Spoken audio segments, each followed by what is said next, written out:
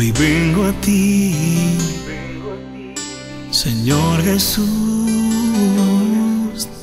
cansado y afligido, mira mi dolor, mi corazón no aguanta más, vacíalo de mí y llénalo de ti.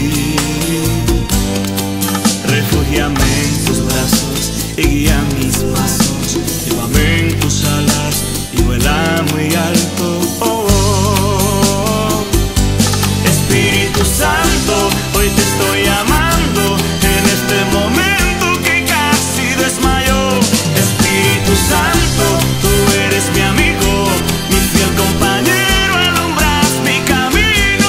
Espíritu Santo, eleva mi vida, así como el águila se remonta en la cima. Oh, sí, y así poder traspasar y tu nombre adorar por encima de la tempestad. Oh, sí.